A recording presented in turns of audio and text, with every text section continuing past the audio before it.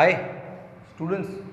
अरे सोम सर, हाँ physics expert Aaradhya classes में, वही अपना अहमदाबाद में सीटीएम है ना, हाँ उधर ही आराध्या क्लासेस। यस चल अब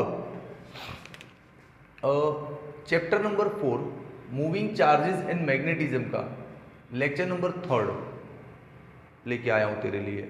इससे पहले लेक्चर नंबर 2 भी है, प्लेलिस्ट देख। चैनल सब्सक्राइब किया तो सब्सक्राइब करेगा तो ऊपर तुझे होम वीडियोस प्लेलिस्ट दिखेगा, उस प्लेलिस्ट में जाके देख, आगे के 2 वीडियो पड़े हैं, वो भी देख, ये भी देख, मजे कर। हाँ चल, तो मैग्नेटिक फोर्स में आज हम मैग्नेटिक फील्ड की डेफिनेशन को समझेंगे और उसके यूनिट के बारे में बात करेंगे अभी। आगे और भी है तो टेंशन नहीं ले। तो पहले सर पिछले लेक्चर में जो पढ़ाया था उस पर एक नज़र मार लूँ। बिल्कुल मार लेते हैं। हमने पिछले लेक्चर में ये सीखा था बबुआ कि जैसे ये इलेक्ट्रिक फील्ड है, ऐसा इलेक्ट्रिक फील्ड में मैं आ रहा हूँ, डेफिनेशन पे आ रहा हूँ, शांति तो रख, धीरज तो रख। इलेक्ट्रिक फील्ड में कोई चार्ज पार्टिकल है बिल्कुल, तो उस पर फोर्स लगता है QE, ठीक है। वैसे ही मैग्नेटिक फील्ड में कोई मूविंग चार्ज पार्टिकल है ऐसा, मैग्नेटिक फील्ड में यूं, तो उस पर फोर्स लगता है QV क्रॉस B। अपनी बात हो गई थी दोस्त, ऐसा मत कर दो ये, इसलिए तो बोला ना लेक्चर नंबर 2 देख क्या, नहीं देखा तो फिर भी तुझे रिवाइज करवा दिया। याद रखियो कि इलेक्ट्रिक फील्ड में कोई चार्ज है तो फोर्स लगता है QE, वैसे मैग्नेटिक फील्ड में कोई चार्ज है तो फोर्स लगता है QV क्रॉस B। तो इसी फोर्स को यहाँ पे पहले नोट डाउन करते हैं, फिर यहीं से डेफिनेशन का चक्कर स्टार्ट करते हैं ना। चल आजा देख, लिख मैग्नेटिक फोर्स,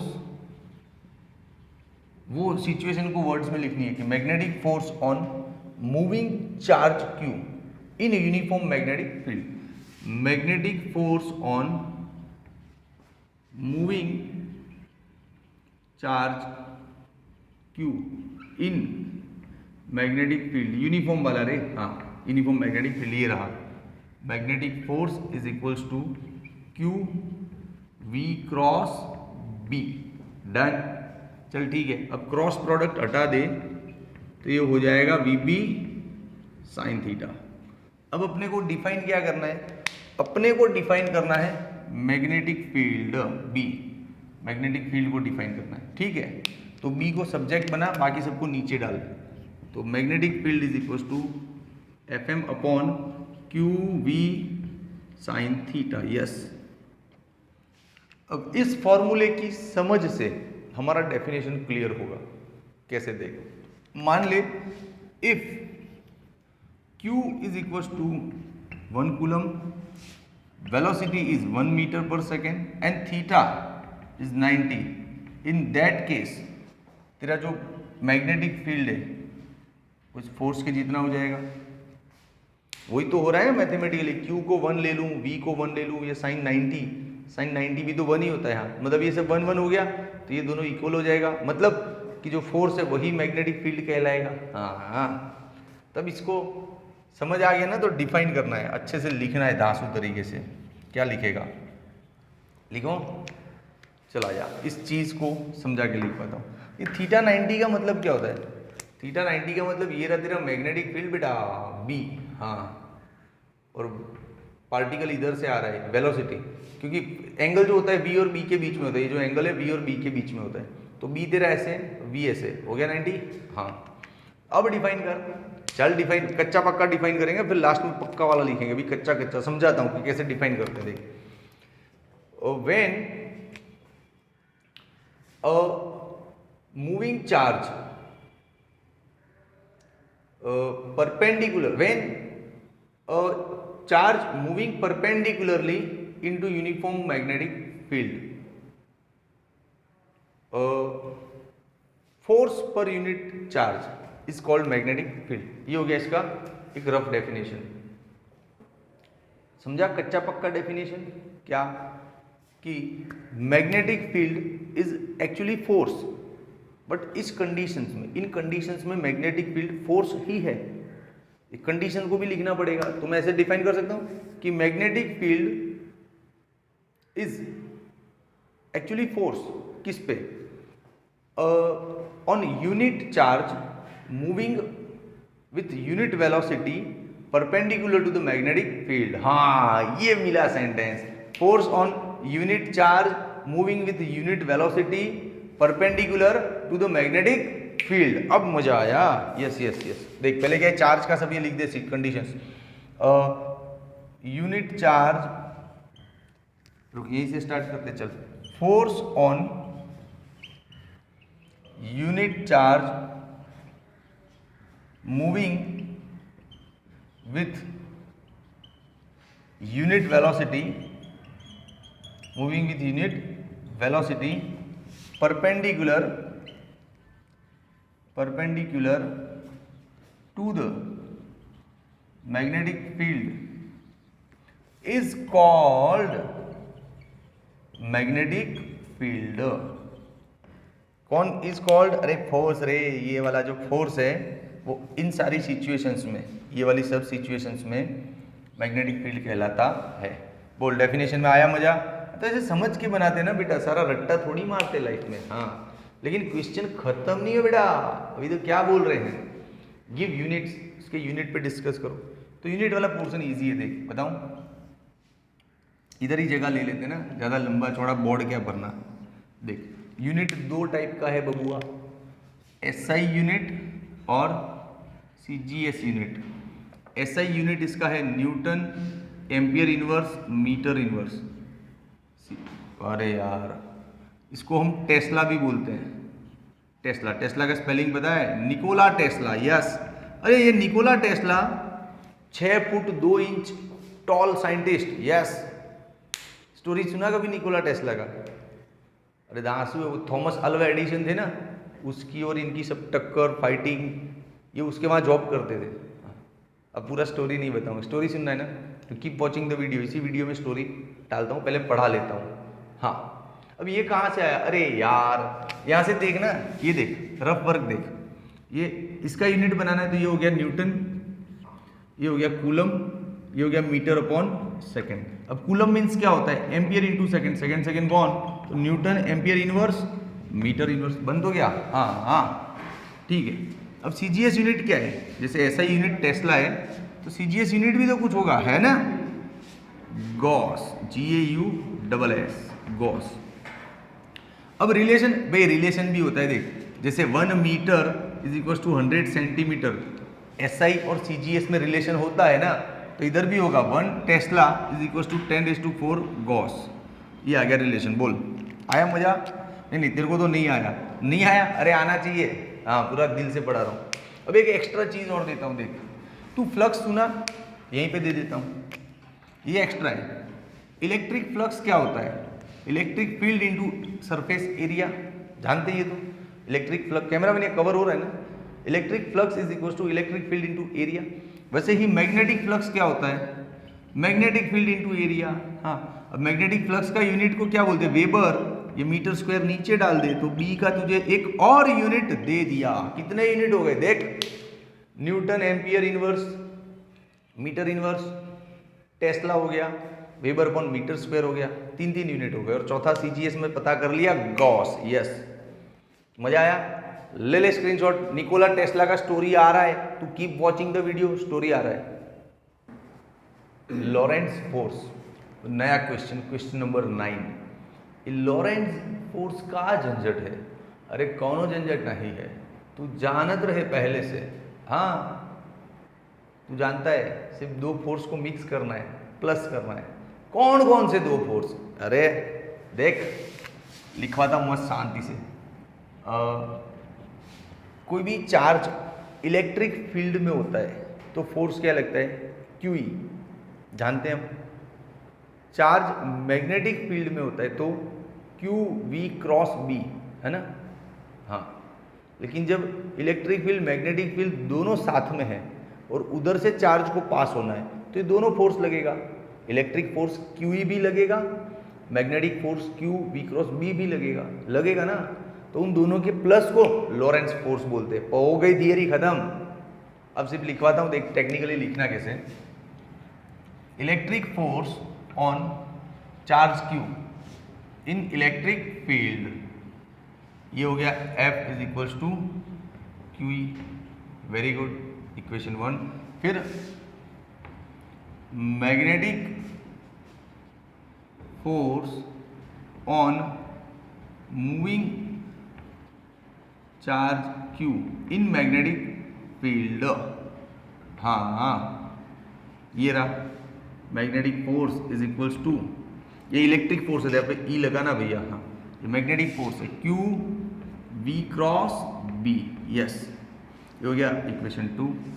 बट एक ऐसा रीजन है, ऐसा जगह है जहाँ पे इलेक्ट्रिक फील्ड भी है, मैग्नेटिक फील्ड भी है, दोनों है, और उस चार्ज को उसके अंदर से जाना है, तो दोनों अपना अपना ये फोर्स चालू कर देंगे उस पर, तो दोनों फोर्स लगेगा, है ना।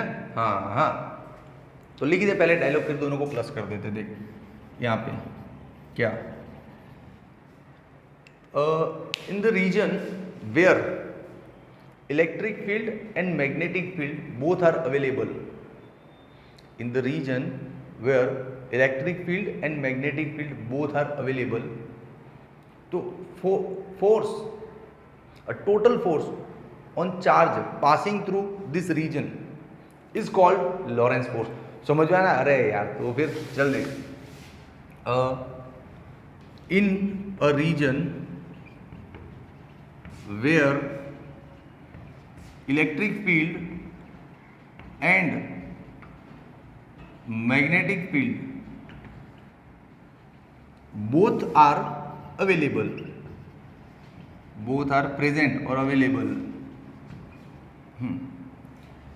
force on charge Q passing through such region is called Lorentz force. बोल बेटा, समझा? ये फोर्स नहीं, अभी लिख दो ना टोटल फोर्स, हाँ तो अच्छा दिखेगा, टोटल फोर्स, यस, समझा ना। तो बस हो गया इजी, दोनों को प्लस कर दे, ये हो गया तेरा लॉरेंट्स फोर्स, इन दोनों का total, Q E plus Q V cross B. अब क्यू कॉमन निकालना चाहता है, निकाल दे, दिल में क्यों रख रहा है, बस रुक, अब निकोला टेस्ला आ रहा है, हाँ स्टोरी निकोला टेस्ला का आ रहा है भैया, 6 फुट 2 इंच का आदमी था, यस। हो गया आंसर, बस इतना थियरी है, ले ले स्क्रीनशॉट 1, 2 एंड 3। ओके दोस्त, निकोला टेस्ला का story. Nikola Tesla 6 foot 2 inch height. अब वो एक्चुअली क्या है, जो अमेरिका है ना, पूरा अमेरिका का जो भी ये इंडस्ट्रियल रिवॉल्यूशन, टेक्नोलॉजी, इन सब के लिए Nikola Tesla is the foundation, ऐसा हम बोल सकते हैं, बिल्कुल बोल सकते हैं। निकोला टेस्ला से पहले थे Thomas Alva Edison. Thomas Alva Edison ने डीसी करंट का कंपनी खड़ा किया पूरा, और अमेरिका में जितना भी फैक्ट्री वगैरह सब चलता ना, सब जगह ये एडिशन का करंट जाता, डीसी। हाँ, लेकिन एडिशन के डीसी करंट से अमेरिका के बड़े बड़े मशीन्स काम करना स्टार्ट कर दिए और मशीनरी युग स्टार्ट हो गया अमेरिका में। लेकिन दिक्कत ये थी कि डीसी करंट में लॉन्ग डिस्टेंस गोइंग नहीं था। जैसे इस फैक्ट्री को करंट देना है तो इसी फैक्ट्री के बाजू में पावर यूनिट लगाना पड़ेगा पूरा, उसी में से पावर बन के उसको मिलेगा। जैसे अहमदाबाद में बैठ के करंट बनाया तो उसको सूरत नहीं भेज सकते थे, अभी तो होता है ना कहाँ करंट बनता है और कहाँ आता है, तब ऐसा नहीं होता था। तो एडिशन को बहुत प्रॉब्लम से, अच्छा एडिशन की जो मोटर्स थी, डीसी मोटर्स, उनमें भी बहुत कंप्लेनिंग थी, तो इट वॉज वेरी हेक्टिक हो गया था एडिशन के लिए इस डीसी को संभालना। But he made lots of money, क्योंकि first that electricity by Edison given to the America, तो पूरी दुनिया में हाहाकार मच गया भाई, अमेरिका तो दौड़ने लगा, जोरदार ग्रो अप किया। अब एडिशन को ये सारे प्रॉब्लम्स थे कि मोटर्स कभी कभार ख़राब हो जाती थी, हीट पकड़ लेती थी, आग लगने का डेंजरस फियर रहता था। तब निकोला टेस्ला इंट्रोड्यूस हुए, उनके किसी फ्रेंड ने उनको एडिशन की कंपनी में जॉब लगवाया निकोला टेस्ला को, और एडिशन ने इसीलिए उनको जॉब रखा कि मेरी जितनी भी ये रिपेयरिंग की कस्टमर्स की क्वेरीज हैं उनको जाके सॉल्व करो, मशीन सारे ठीक करो। तो निकोला टेस्ला का तो जीनियस माइंड कर दिया सब। फिर उन्होंने निकोला टेस्ला को एक टास्क दिया एडिशन ने कि भाई आप ऐसा करो, ये जो मेरा मोटर है ना डीसी, उसको और भी नया तरीके से बनाओ, और कुछ 2-3 मशीन बनाने का टास्क दिया। अब ये लिखा है आर्टिकल में कि उनको $50,000 या पाउंड का ऑफर दिया था कि आप ये बना दो 6 महीने में और $50,000 या पाउंड आपको दे देंगे। तो Tesla was needed for money, क्योंकि उनको खुद का लैब बनाना था, खुद के रिसर्च के लिए खर्चा चाहिए था। तो लग गए और 4-6 महीने में उन्होंने प्रोजेक्ट पूरा करके दे दिया। एडिशन बाबा खुश हो गए, लेकिन एडिशन ने पेमेंट नहीं दिया। हाँ, ऐसा उनके आर्टिकल में लिखा है कि पेमेंट नहीं दिया। उस वजह से टेस्ला और एडिशन के बीच में हो गया फाइट। टेस्ला ने इमीडिएट डीसी कंपनी छोड़ दिया, एडिशन का कंपनी छोड़ दिया, फिर खुद का नया मॉडल लेके आए एसी करंट। आज अपने घर में जो सप्लाई आता है ना, ये एसी करंट है, ये निकोला टेस्ला ने बनाया था। हाँ, और एसी को ना लॉन्ग डिस्टेंस भेज सकते हैं। हाँ, तो उन्होंने एसी करंट को पैदा किया था और बहुत सारी एसी मोटर्स भी उन्होंने बनाई थी। तो और उनके एसी में ये डीसी जैसा हीट पकड़ना, इतना करंट का लॉस होना, ये सब नहीं हुआ था और हाई वोल्टेज तक ले जा सकते थे। फिर निकोला टेस्ला ने 2-3 और कॉन्सेप्ट दिए थे कि वायरलेस इलेक्ट्रिसिटी, वायरलेस कम्युनिकेशन का थॉट भी उन्होंने दिया था। उसके लिए बहुत बड़ा टावर बनाया था, लेकिन समहाउ उसमें इन्वेस्टमेंट कम पड़ गया, पैसे कम पड़ गए, तो प्रोजेक्ट बंद करना पड़ा। अब बोलते हैं लोग कि वो प्रोजेक्ट हो जाता तो इलेक्ट्रिसिटी आज हमको फ्री मिलता, जैसे हवा फ्री मिल रहा है वैसे इलेक्ट्रिसिटी फ्री मिलता है, जैसे मोबाइल का डेटा आ जाता है वैसे इलेक्ट्रिसिटी आ जाता है। लेकिन तो रिसर्च आगे बढ़ नहीं पाया। ये मैंने आपको ओवरव्यू बताया निकोला टेस्ला और एडिशन की फाइट का पोर्शन। निकोला टेस्ला बचपन में कैसे पढ़े, उनके पास एक्चुअली डिग्री था कि नहीं था, कि वो सिर्फ प्रैक्टिकल नॉलेज से साइंटिस्ट बने। अभी तो टेस्ला के नाम का कंपनी चल रहा है, ये इलॉन मस्क, अरे यंग एंटरप्रेन्योर भी बोलते हैं। इलॉन मस्क की कंपनी है ना जो टेस्ला मोटर्स, टेस्ला की जो गाड़ी आती है, हाँ, वो यही निकोला टेस्ला को ऑनर के लिए टेस्ला रखा। अच्छा, इलॉन मस्क ने भी टेस्ला नाम से कंपनी बनाया, मतलब कंपनी में अपना स्टेक किया है, पार्टनरशिप किया है। उसके बारे में भी आप स्टोरी सर्च कीजिए। अच्छा, स्टोरियाँ सर्च करो ना तो ये यूट्यूब के वीडियो पे नहीं देखने का, कुछ भी ऊट पटांग डालते रहे। वीडियो को एक्साइटिंग मज़ेदार बनाने के लिए कुछ भी ऊट पटांग स्टोरी डालेंगे, बोल देंगे टेस्ला का उसके साथ अफेयर था ना, उसका ये बीवी था ना, ये वाइफ था, इतना ये लोग, और एविडेंस होते नहीं है। उसकी जो बायोग्राफी लिखी जाती है उसमें इतने एविडेंस उनके पास होते नहीं और कुछ भी वीडियो में डालते हैं। तो आपको किसी भी साइंटिस्ट का स्टोरी चाहिए तो प्लीज़ गूगल पे जाके उसका आर्टिकल सर्च करो, वीडियोस में मत देखो स्टोरी, वीडियोस वाले कुछ भी डालते हैं अंदर। हाँ, है ना। तो आई होप आपको टेस्ला का एक लाइफ का एक छोटा सा पोर्शन सुना है, आपको मज़ा आया होगा। Keep watching my videos. मैं कोशिश करूंगा कि हर 1-2 वीडियो के बाद अच्छा सा छोटा सा पोर्शन किसी साइंटिस्ट का आपको सुनाऊं, ताकि आपको मोटिवेशन मिले। अभी इस स्टोरी में मोटिवेशन क्या था, अरे यार, Thomas Alva Edison, the greatest personality, greatest scientist, उसने पूरा इलेक्ट्रिसिटी से अमेरिका को पूरा डेवलप कर दिया। आज हम अमेरिका को मानते हैं ना, the world leader country, growing country, ये सब उन्हीं को देन है। उसके साथ पंगा ले लिया टेस्ला ने और छोड़ दिया उसका कंपनी, और खुद का एसी करंट बनाया और उसका डीसी फ्लॉप हो गया, और आज पूरी दुनिया में एसी चल रहा है, उसके डीसी को कोई सूंघता नहीं था। समझा। तो इसको बोलते हैं फिजिक्स वाले की जिद। उसको अपने ज्ञान पे भरोसा था टेस्ला को कि एडिसन साहब आप बहुत बड़ी हस्ती हो, लेकिन मेरे अंदर जो फिजिक्स चल रहा है, मेरे अंदर जो घूम रहा है रात दिन, उससे मैं ये डीसी का झंझट सॉल्व कर सकता हूँ, उसको एसी में कन्वर्ट कर सकता हूँ और सारी तकलीफें दूर कर सकता हूँ। तो अपने ज्ञान पे भरोसा था, तो ले लिया पंगा, सक्सेसफुल हो गए। आज उनके इतना सक्सेसफुल हो गए कि उनकी स्टोरी मैं आपको सुना रहा हूँ। एडिसन साहब भी उनकी जगह राइट थे, ही वॉज डूइंग बिजनेस ना, तो बिजनेस के बहुत से टर्म्स एंड कंडीशंस होते हैं, पेमेंट देने नहीं देने के, वो अपने को पता नहीं क्या होगा। लेकिन एडिसन ने भी साइंस को बहुत कुछ दिया है, बहुत कुछ दिया है। चल, तो एडिसन का ये डीसी के अलावा और टेस्ला का एसी के अलावा एक एक कंट्रीब्यूशन टू द साइंस क्या था, वो आप कमेंट सेक्शन में लिखो। कमेंट में लिखो कि एडिसन का ये कंट्रीब्यूशन था साइंस को और निकोला टेस्ला का ये था। ये डीसी एसी नहीं लिखना है, तो मैंने बोल दिया है, कुछ और कंट्रीब्यूशन लिखो, ठीक है। आई होप आपको वीडियो पसंद आया। कमेंट करो, शेयर करो, सब्सक्राइब करो, लाइक करो। बाय।